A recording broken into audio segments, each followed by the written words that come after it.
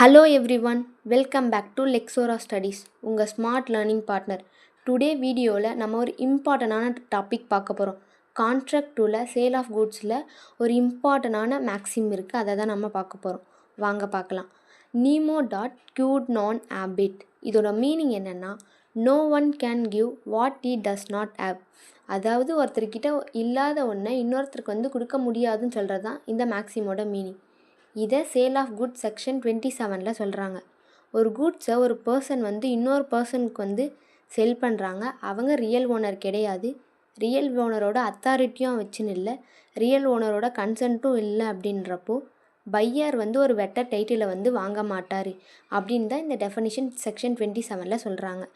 இதை ஷார்ட்டாக ஒரு எக்ஸ்ப்ளனேஷனில் நம்ம பார்த்தோன்னா, பையார் செல்லாருக்கு என்ன டைட்டில் இருக்கோ அதே டைட்டில் தான் பையாரும் வாங்க வராரு.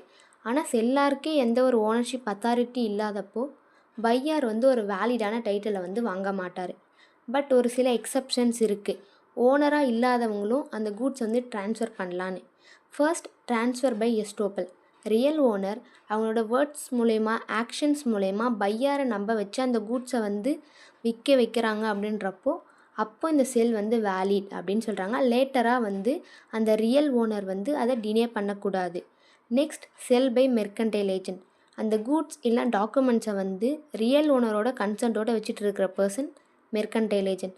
அவர் ரியல் ஓனரோட கன்சென்ட்டோட அந்த கூட்ஸை இன்னொரு பர்சனுக்கு செல் பண்ணுறாரு. அப்படின்றப்போ பையார் ஒரு குட் டைட்டில் குட் ஃபெய்த்தில் வாங்குறான்றப்போ அந்த சேல் வேலிட் அப்படின்னு சொல்கிறாங்க. Next, sell by joint owner. Joint owner, நிறைய ஜாயிண்ட் ஓனர் இருக்காங்க. அதில் ஒரு ஓனர் மட்டும் அந்த கூட்ஸை விற்கிறாரு, செல் பண்ணுறாரு. அப்படின்றப்போ மற்ற ஜாயிண்ட் ஓனர்கிட்ட கன்சென்ட் வாங்கிட்டு விற்கிறாரு. வாங்குகிற பர்சன் குட் ஃபெய்த்தில் அந்த குட் டைட்டிலை வாங்கினா அப்போ இந்த sale valid. Next, sell by person in possession under voidable contract. ஒரு பர்சன் கூட்ஸே வாய்டபிள் கான்ட்ராக்டில் வாங்கியிருக்காரு.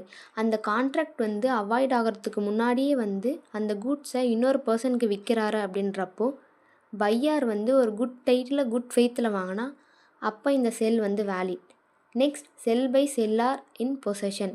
செல்லார் ஆல்ரெடி ஒரு கூட்ஸை இன்னொரு பர்சனுக்கு விற்றுட்டாரு. ஆனால் பொசஷன் இன்னும் அவர்கிட்டே இருக்குன்றப்போ அதை இன்னொரு பர்சனுக்கு விற்கிறாரு. அந்த பையார் குட் ஃபெய்த்தில் ஆக்ட் பண்ணுறாரு. அப்படின்றப்போ அந்த sale valid. Next, sell by buyer in possession. Buyer ஒரு கூட்ஸ் இல்லை டாக்குமெண்ட்டோட பொசஷனை வச்சிட்ருக்காரு. அப்படின்றப்போ செல்லாரோட கன்சென்ட்டோட அது இன்னொரு பர்சனுக்கு செல் பண்ணுறாரு. இல்லை செல்லாரோட கன்சென்ட் இல்லாமல் செல் பண்ணுறாரு. அப்படின்றப்போ வாங்குகிற பர்சன் பையார் குட் ஃபெய்த்தில் வாங்கினா அப்போ அந்த செல் வேலிட் அப்படின்னு சொல்கிறாங்க. நெக்ஸ்ட், ரீசேல் பை அன்பெய்ட் செல்லார்.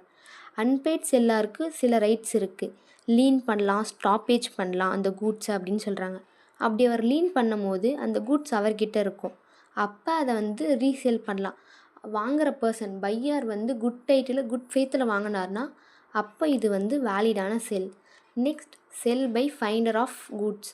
அதாவது ஒரு லாஸ்ட் கூட்ஸை கண்டுபிடிக்கிறாங்க. அப்படின்றப்போ அந்த பர்சன் ரியல் ஓனரை கண்டுபிடிக்கிறதுக்கான எல்லா எஃபர்ட்டும் போடணும் அப்படின்னு சொல்கிறாங்க.